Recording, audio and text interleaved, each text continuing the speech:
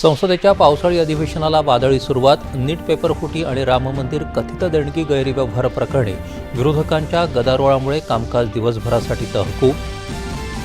संसदेतली चर्चा समृद्ध होऊन प्रत्येक विचाराला सन्मान मिळावा ही भूमिका अधोरेखित करत सर्व खासदारांनी कामकाजात हिरिरीनं सहभाग घेण्याचं पंतप्रधानांचं आवाहन. तर्क आणि तथ्यासह संसदेतल्या अर्थपूर्ण चर्चांच्या माध्यमातून एकत्रितपणे देशाला पुढे नेणं ही काळाची गरज आणि देशाच्या आकांक्षी युवा वर्गाची मागणी. पंतप्रधान. पेट्रोलमध्ये इथेनॉलचं मिश्रण 20% अधिक वाढवण्याचा कोणताही निर्णय नाही. इथेनॉल मिश्रण कार्यक्रम वैज्ञानिकदृष्ट्या प्रमाणित. केंद्र सरकारचं राज्यसभेत स्पष्टीकरण.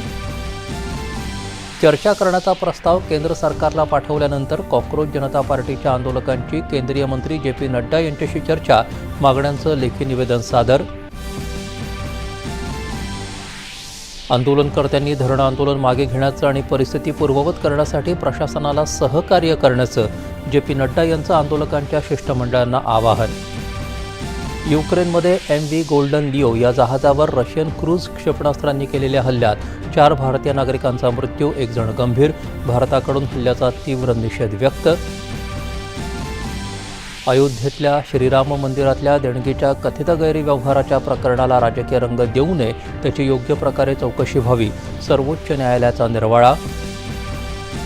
संत परंपरेचं जतन आणि आध्यात्मिक वारसा जपत धार्मिक पर्यटनाला चालना देण्यासाठी तीर्थक्षेत्रांच्या सर्वांगीण विकासावर भर देण्याचे मुख्यमंत्र्यांचे निर्देश. आषाढी वारी सोहळ्यात टाळ मृदुंगाच्या गजरात संतश्रेष्ठ ज्ञानेश्वर माऊलींच्या पालखीचं सोलापुरात, पुरंदावडे इथं, तर संत तुकाराम महाराजांच्या पालखीचं अकलूज इथं पार पडलं गोल रिंगण. देशाच्या सुरक्षा व्यवस्थेत महत्त्वपूर्ण योगदान दिल्याबद्दल देशाचे राष्ट्रीय सुरक्षा सल्लागार अजित डोवाल यांना यंदाचा लोकमान्य टिळक राष्ट्रीय पुरस्कार जाहीर.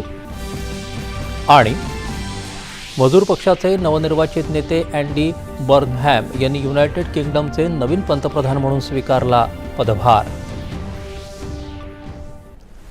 नमस्कार.